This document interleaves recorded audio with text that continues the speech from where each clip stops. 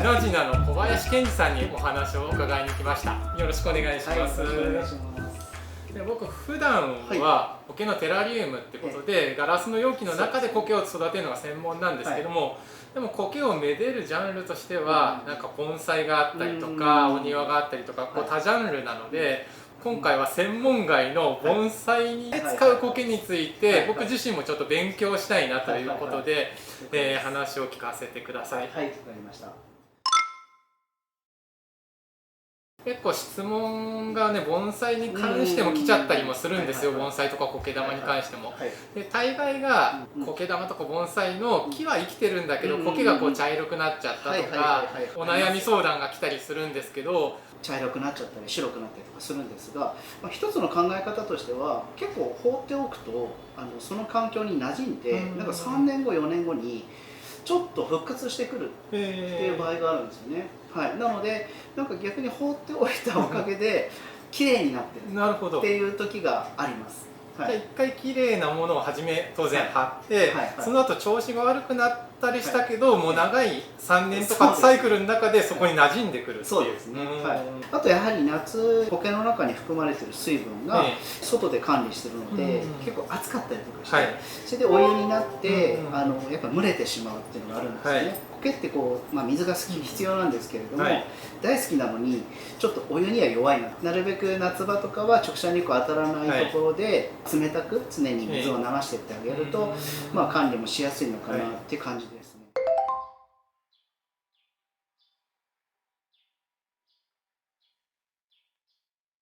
盆栽の土っていうのは基本的に上げすぎで枯れるってことがない土なんですね。なのでこう乾いてきたらもう上げるっていう風にしていただけるといいんじゃないかなと。暖房の効いてるとか、どうしても乾燥しやすい場所っていうのはそれだけ水やりの手間がかかるので、そこは大変だと思うんですけれども、冷暖房かからない涼しいところだと冬場なんかは2日3日、あるいはもう1週間ぐらい水やらなくても、全然苔も悪くならないですね。最近ちょっと分かってきたのがやっぱ人工的な乾燥によるダメージは治りにくいなと思ったんですね。売れずに終わった、来年だねっていうような気あるじゃないですか。イベントがどうしても1週間しかないと、それを外で管理するんですけど、冬場はいいかっていうことでやっていくと、なんか春にすごい新芽が出てきてすごい綺麗になるんですね。なのでなんとなくやっぱり自然なものは自然に置いとくとちょっと復活しやすいのかな。そうですね。普通に日本の冬は乾燥するから苔も乾燥してますもんね、外の。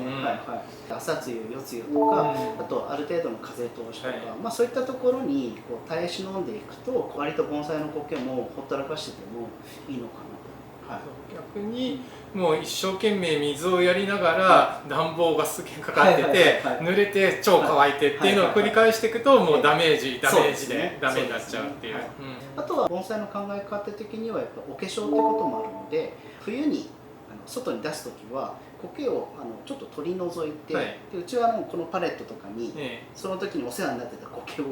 またパレットの新聞紙の上に乗せて、で棚下に入れちゃうんですよ。苔は苔で。そうですね。で植物はって言った時に赤玉とか引いて、で肥料をもうやっちゃうんですね。でそのまま冬、外に出しっぱなしにしてってでまた春になって葉が出てきたら肥料とか取ってきれいにして、でまた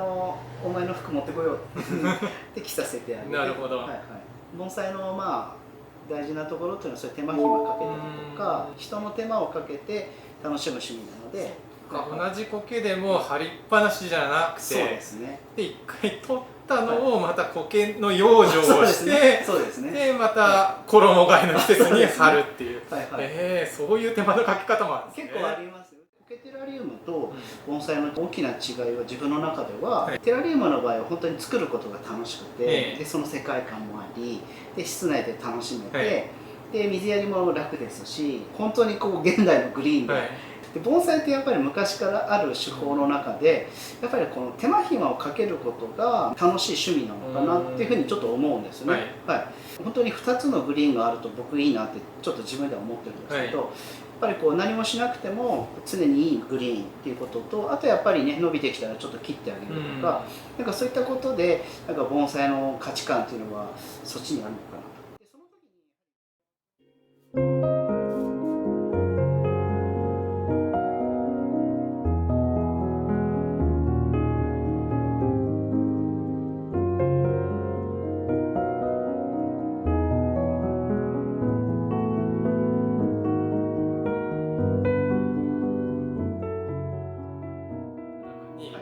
苔の盆栽をはいテラリウム的になんか養生してるというか、はい飾ってあったのがお店にあったんですが、はいはいはいあれについてちょっと教えてもらっていいですか？どうしても茶色くなってしまうというお客さんがいたんですよ、はいでやっぱり復活をしたいですよね、はい実際茶色いものをですねうちで預かって、はいで今水をあげてケースに入れて、茶色くなった残念なところから新芽が出てくるっ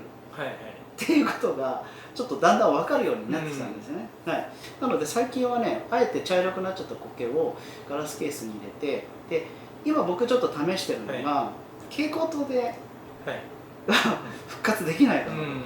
で実はあえて普通の蛍光灯をやってですね、ガラスケースに入れて、で水もねそんなにやってないんですよ、11月の終わりぐらいにあげて、まだ3ヶ月ぐらい経ってはいるんですけど、はい、水あげたままなんですね。なるほど、結構しっとりしてるし、そうですね、なんかもう今新芽がどんどん伸びてるような感じですよね。それとテラリウム型のはあれでもずっと育ててもいいし、そうですね、ちょっと茶色くなっちゃったやつを養生するっていう形でテラリウムを使ってもいいしっていう。なんか盆栽のような伝統的な園芸の方から見たら、ケースに入れるのってすごい邪道に思われてるのかなと思ってたんですけど、皆さんのね生活の中に緑を取り入れるっていういろんなやり方が増えてきてるので、そうですね、実際にねちょっと木をちょっとテラリウムにこうできないかなということはちょっと今試してはいます、先人の方々が新しいことをして、でそれがやっぱりね実際成功してるので、やっぱそれをねやっぱりこう伝統の盆栽の中にもこう取り入れるってことをやっぱりしていかないといけないかな。そうですね、なんか育てる方が皆さんの理想的な環境を作れるわけじゃないので、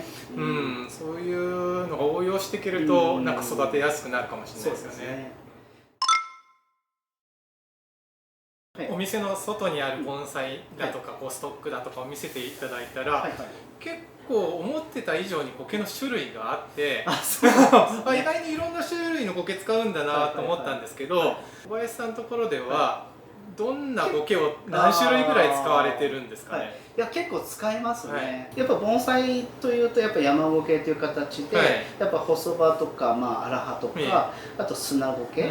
であと苔玉でも使うんですけど、灰苔も使いますし、あとは銀苔だったりビロードだったりとか、立ち灰苔とかも使ったりとかしていて、ちょっとヒノキ苔とか杉苔とかは意外とね乾燥してしまったりとか、色が悪くなりやすいので使わなかったんですよ、あとね銭苔とかっていうとだから盆栽の世界だとちょっと嫌われてるんですよね。僕結構ね何気にちょっと好きで今まで銭苔があることによって酸素がいかなくなるとか、水がいかなくなるとか、良くないよって言われてたので使わなかったんです、あるいはあったら取ってたんですけど、実際ね銭苔で育ててみたんですね、そうすると春は春で苔の色も綺麗ですよ、こう段差になるじゃないですか、で影と緑の濃さと明るさとかすごい絶妙にそうなんですよ。でそこから胞子が立ち上がってくるともうとんでもない宮崎駿さんの世界が出来上がるんですよね。これもこれですごい自然で、これに対して木が枯れるのかなって思ってたんですけど枯れないですよね。ただ結構銭苔で枯らしちゃうって昔の方々はなんかちょっと勘違いしてるのかな。なるほど。盆栽って大体植えてから3年から5年で植え替えをするってことが基礎なので、基本3年5年育ててみるんですけど、支障が出てきて枯れるんであれば、ちょっとやっぱり銭苔はちょっと取った方がいいですねって言うんですけど、実際ねもうすでに3年以上経ってるのがあるんですよ。クラマシダも入ったりとか、あとスミレが飛んできたりとか、なんか本当に実は苔のおかげでいろんな種も拾って、草玉とかね山野草の世界もその植物を育ててるというよりはやっぱりそこで自然といろいろあってで種が飛んできて、なんかそれが楽しいところなんですよね。なんかそれにね近いところがこの銭苔には実はありまして、この苔が使っちゃダメとか、なんかこの苔はっていうよりはまずいろいろ試してみると面白いかなと思うんですよね。でヒノキ苔とかもね風通しのいいところに置いちゃうとなんか色が悪くなるとかちょっと乾燥するとかってあると思うんですけど、意外とね寄せ植えした時にちょっとクラマシダとかいろんなところにこう混ぜておくと、それもいい湿度が生まれて、景色になるんですよね。なるほど。1個の器の中でもなんかポジションによって環境が違ったりってことですかね。そうですね、ぜひね、なんか盆栽の世界でもそういういろんな苔を使ってみて、そうですね、やっぱこう立ち上がるもの、広がるものとかね、はい、苔の種類ごとでのなんか使い分け、例えばこの木にはこう使うとか、あとなんかこういう場所に飾るもんだからこの苔を使うとかっていう苔の種類の選別っていうのはなんかされてたりするんですか？多少やっぱありますね、盆栽というとどうしても木があって、足元があって自然をやっぱり表現するっていうのがありますので、どちらかというとこうやっぱ基本山苔を使うんですが、やっぱり根元、木の根元とかは立ち生え苔とか、木にくっついていくと面白そうな苔はそこに入れたりとか、まだまだね盆栽の世界で使われる苔っていうのは、いろんな種類を使っていく前例が実はまだないんですよね。ちょっと変な苔っていうふうに言われちゃう苔とかも取られちゃってたのが現実なんですけど、ただ僕の場合は積極的にやはりそのどこにどういう場所のところで苔を入れるとそこが生き生きしてくるのかなとか、やっぱりこれ自然に学ぶんじゃないですけど、やっぱり水辺にはこういう苔がいいんじゃないかな、いろんな苔で試して、作っていくと面白いんじゃないかなと思うんですけどね。結構何冊も小林さん本出されてて、英語版の盆栽の本もあって、割と最近なんですかね。そうですね、これが一番今新しいやつですね。作り方っていうんですかね、このような形で、その一つ作品を作る手順だったりとか、そういったものが載ってますので、まず初めてやられるとか、海外の方でもそんな難しくなくこの本を見ていただければできますよという本になってますね。海外のサイトでも購入できるはずなので、概要欄に載せておきますので、もし気になる方はそちらから見てください。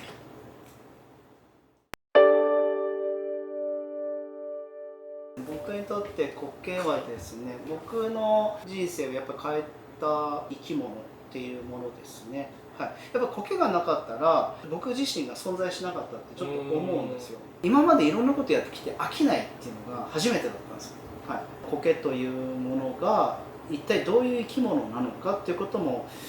興味をそそられますし、僕のもうパートナーになってるので、多分ね死ぬまで多分苔触ってると思うんですよ。そうなんです。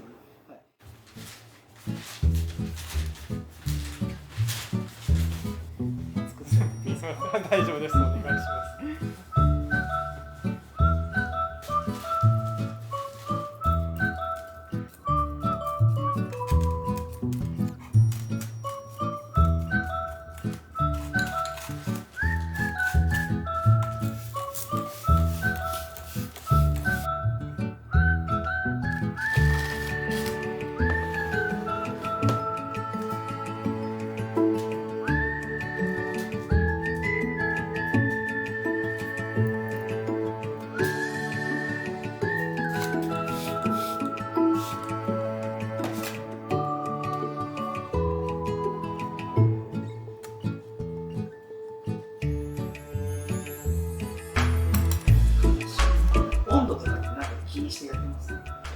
しました。しますよね。お肉の解凍みたいにするとあんまり傷まなかったですね。